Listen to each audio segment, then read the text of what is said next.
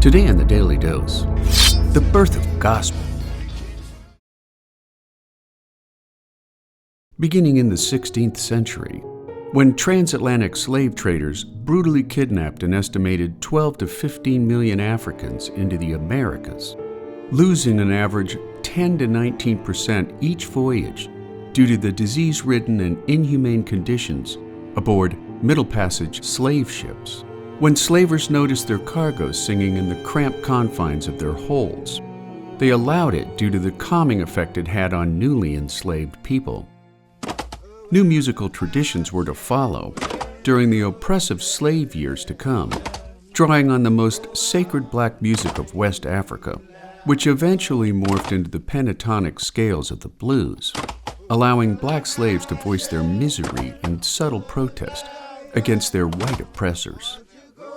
During the Great Migration of 1915 to 1970, when blacks escaped the Jim Crow laws of the segregated South, Chicago became a destination promised land for many blacks between 1915 to 1940, when the city more than doubled its black population in neighborhoods such as Bronzeville, including Thomas Andrew Dorsey, a 17-year-old musician and recent graduate from Atlanta Baptist College, now known as Morehouse, who migrated from Villa Rica, Georgia, with high aspirations of becoming a professional musician, finding early success with blues singer Ma Rainey, followed by his then scandalous song with Hudson Tampa-Red Whitaker, "It's Tight Like That."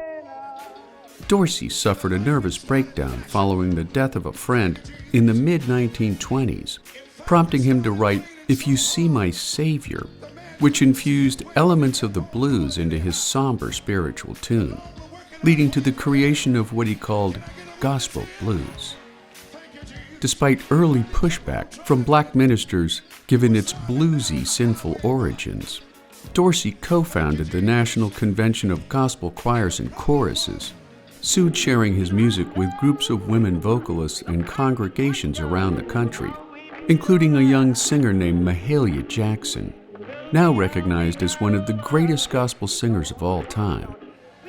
In 1931, after Dr. Junius C. Austin invited Dorsey to organize a gospel choir in his Pilgrim Baptist Church, gospel music soon spread around the nation due to the rising prevalence of radios in the American home.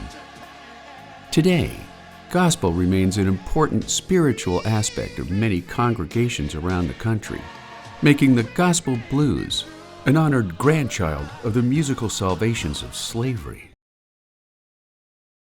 And there you have it, the birth of gospel, today on the Daily Dose.